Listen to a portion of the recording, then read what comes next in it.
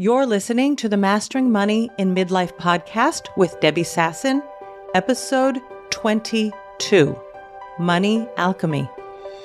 Welcome to Mastering Money in Midlife, a podcast for midlife women in business to overcome financial anxiety and make more money without burning out or sacrificing their families. Join certified life and money coach Debbie Sasson as she shares practical business strategies and mindset shifts that help you dissolve the money blocks that keep you stuck in a cycle of under-earning and under-saving, sabotage the growth of your business, and prevent you from building the wealth that you desire. Hello, my friends, and welcome back to the podcast.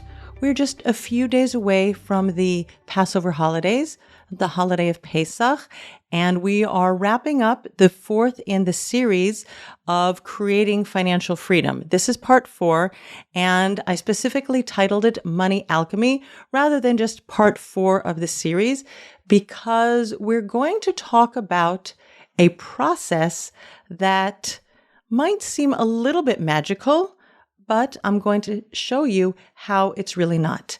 Before we jump into the podcast, I want to shout out a couple of my clients who have been doing really remarkable work, and I think they are examples of money alchemists.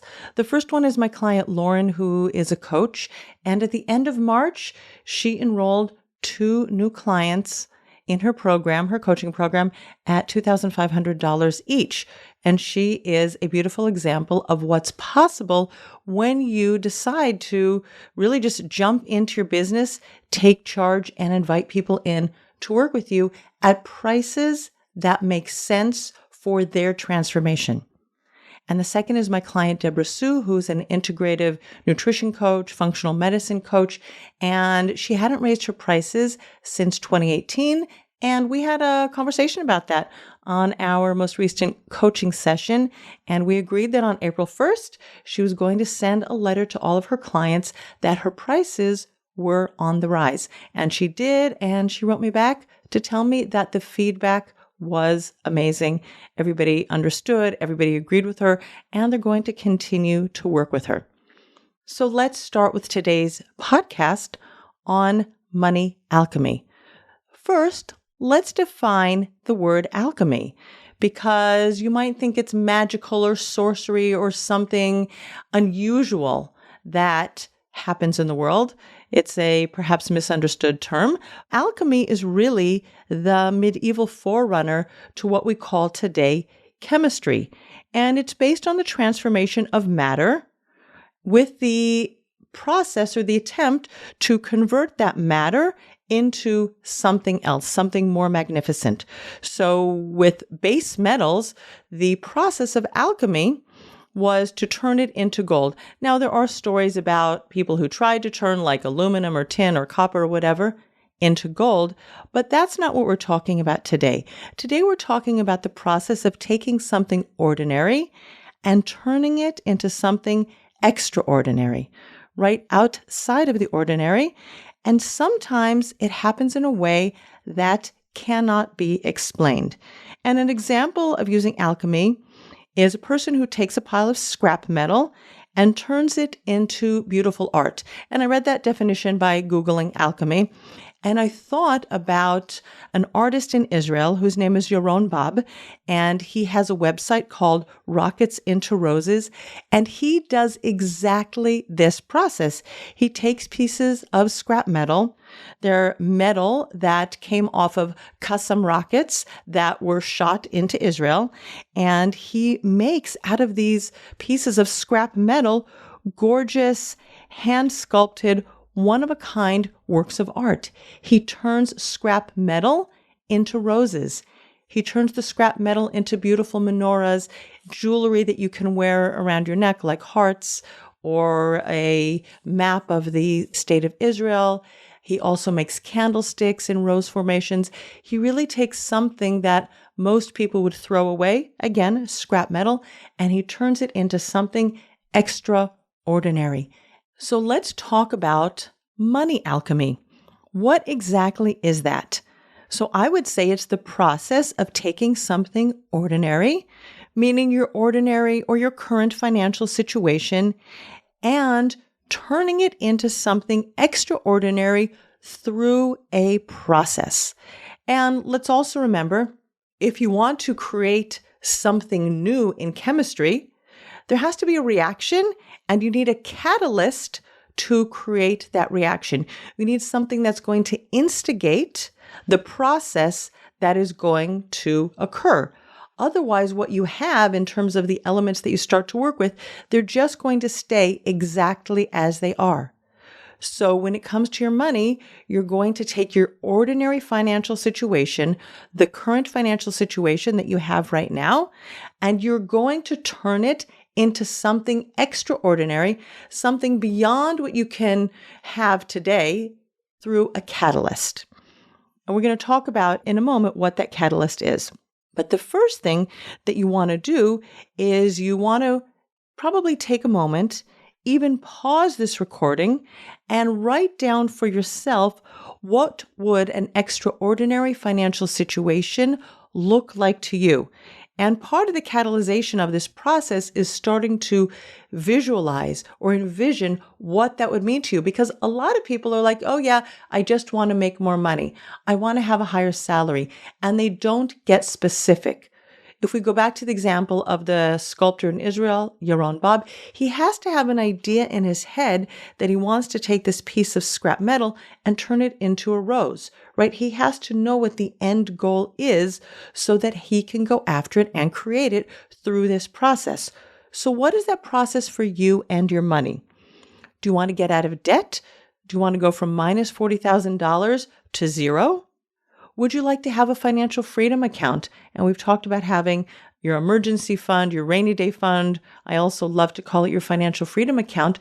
Would you like to have a $10,000 buffer in your financial freedom account, or $20,000 or $100,000 in your buffer account? Would you like to have $1 million in investments? Would you like to have $1 million in your retirement plan?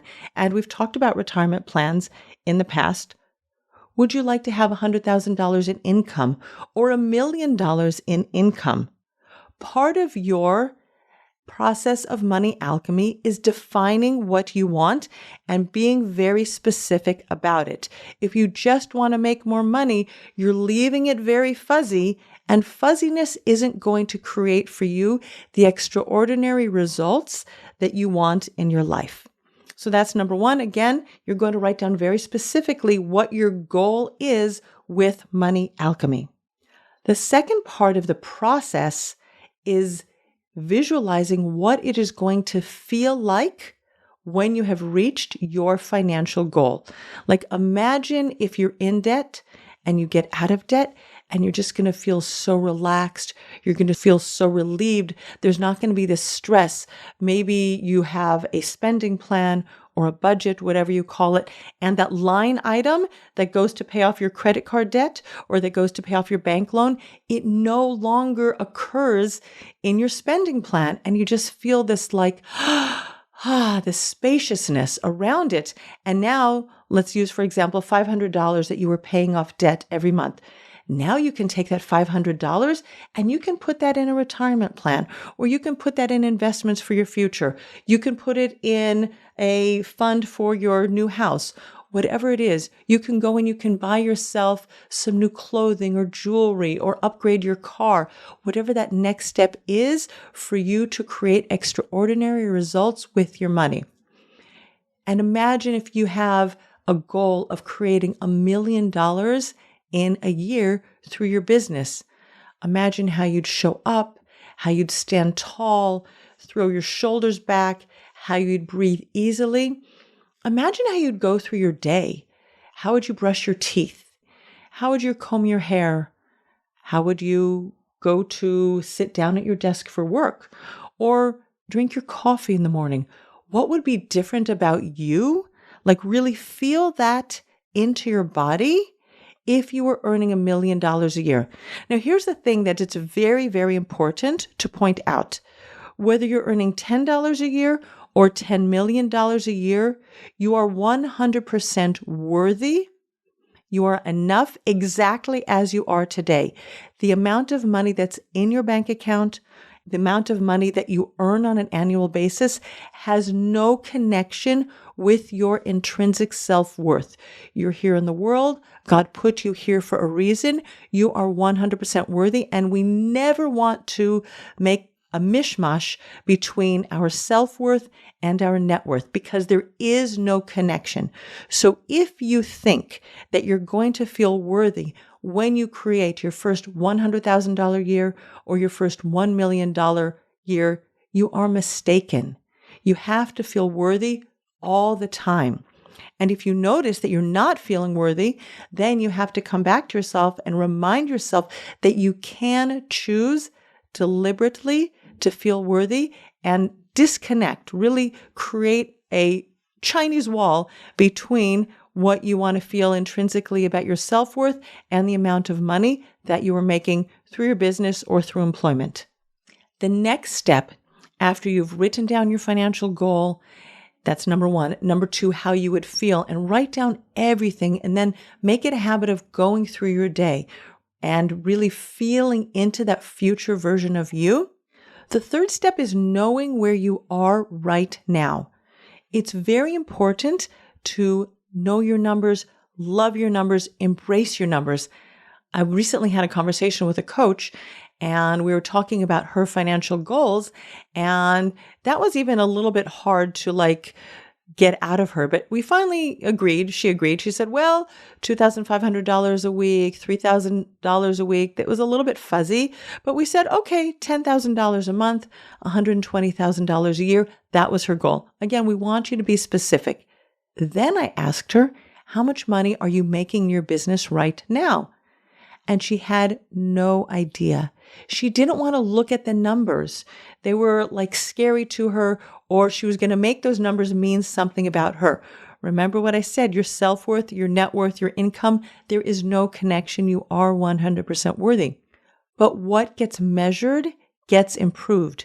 You have to know where you're starting from, how much money you are making today, right? If you want to go from point A to point B, by car, you have to put the coordinates in your navigator, right? We use Waze in Israel. You have to put your current location in your navigator in order to figure out what the path is to get you to the future place that you want to go to. So make sure that you know your numbers. Again, the numbers mean nothing about you. If you're in debt, if you're making $100,000, $1 million, it means nothing about you as a person. But know where you're starting from. Know how much money you're earning, know how much money you're spending, how much money you're spending in your business, how much money you're spending at home, because those numbers are giving you very important information, and you want to know what that information is, because you can't change, you can't create this alchemical process, this transformation, if you don't know what scrap metal you're starting with. So figure out where you're starting right now. Step 4 is you have to make a move. You have to decide to do something different. You are the catalyst, right? I spoke about before that there has to be a catalyst for this reaction to happen. So you want to know, in order to get to my future self, to the future financial goal that I have, what does that look like? What do I have to do? And what do I have to stop doing? So let's say, for example, that you want to grow $1 million business. Now, for most of us to have $1 million business, we can't keep trading dollars for hours. You can't keep working in a one-on-one business. Like if you're charging even $1,000 an hour, right? How many hours would you have to work every year in order to create $1 million in your business? How many hours would you have to work every month? How many hours would you have to work every week in order to earn $1 million in your business by meeting with people one-on-one? Now, I do know of coaches that charge $100,000 a year for their coaching. So if you have a business like that, where one client is $100,000, you need 10 clients that you can meet with for an hour a week, and you can have $1 million business. Most of us don't have a business like that, but if you do, that's beautiful. So in order to create $1 million, you will most likely have to go from a one-on-one model to a one-to-many model. What that looks like for me, for example, is today I work with my clients one-on-one. In the future, I will be opening a group program where I will be working with more than one client at a time. Rather than meeting with one client every hour, I can meet with 5 or 10 or 20 or 30, and that way I can scale my business to $1 million a year. When I go to get my manicure, right, I go to the salon, I also can do waxing for my eyebrows. I can do laser hair removal on my upper lip. When I go to my beauty salon, there are many different options that are offered. So the owner of the beauty salon is able to scale her business by bringing people in who work underneath her who can charge out for different types of services. And she's one person at the top. And she also has that scalable model because she can be working with multiple clients with different services at the same time. And whatever your business is, you have to start thinking, again, depending on the stage of your business. If you're just starting out, you might not be at this stage, but you can start like really just planting some seeds about the future and your future growth and start thinking about what it might look like for you when you are earning $1 million in your business. What could you be doing in your business today that is scalable, right? Where you could bring in subcontractors or you could hire employees that could take some of the work and also offer that to your customers. If you think, for example, about a law firm, right? They're the partners who own the law firm, and there are many lawyers that work in the law firm who are also providing legal services to the clients of that law firm. There are many different ways to scale your business so that you can earn $1 million. It doesn't have to be a one-on-one process. But again, your visualization and then starting to ask yourself, what is the next step that I can take on the road to creating my future business, the future version of myself? And if I go back to the example of debt, what do I have to stop doing? Oh, I have to stop overspending. I might have to stop buying takeaway 5 days a week and reduce that to 2 days a week.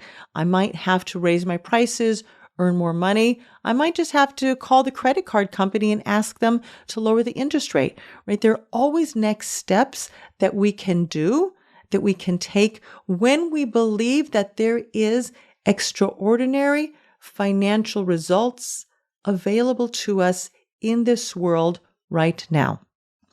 And the fifth part of the process is trusting in divine support, divine intervention, help from God. I always believe that when we take the first step, that God is always there helping us along, and He can reorganize the world, reorganize the universe so that things align for us. And I see this all the time with my clients. Again, my client Lauren, has 2 new clients that came out of nowhere. She didn't even realize that one of the women had been following her on Instagram and then brought her sister along and they signed up as new clients. And I see this with my clients who are in debt. All of a sudden, you start taking steps to get out of debt. And then you decide, oh, you know what? Maybe a good thing would be for me to get a new job. And I had this many years ago. I remember working with a client and both she and her husband took new jobs where they were getting paid more money. And that is the extraordinary results that are available to you when you start visualizing your future and believing that it's possible. God just rearranges things to work in your favor. And now I'm going to bring it back and connect that with the story of Passover. Because Passover, Pesach, we retell the story of the Jews leaving Egypt. We moved from slavery to freedom. But while we were in Egypt, we experienced the 10 plagues. And every time God sent one of the plagues, there had to be human action, human intervention, a human catalyst in order for the plague to occur. So with the first one, which is blood, Aaron had to touch the Nile River with his staff in order for the Nile to turn to blood.